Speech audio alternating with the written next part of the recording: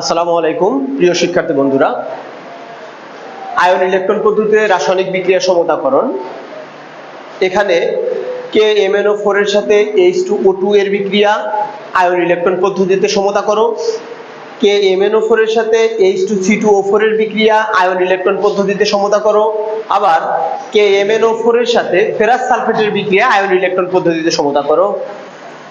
KMnO4 plus H2S এর বিক্রিয়াও ion electron পদ্ধতিতে কি করো? সমতা করো।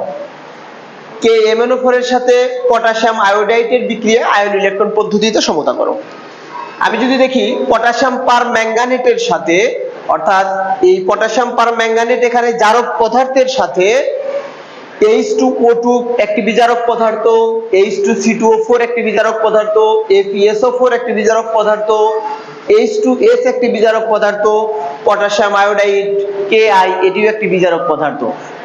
সাধারণত আমরা যদি এই আয়ন ইলেকট্রন পদ্ধতিতে জারণ বিজারণ বিক্রিয়া সমতাকরণের বিগত সালের বোর্ড প্রশ্নগুলো দেখে থাকি, এই বিক্রিয়াগুলো সর্বাধিক বার এসেছে। অতএব এই বিক্রিয়াগুলো বোর্ড পরীক্ষার জন্য খুবই গুরুত্বপূর্ণ।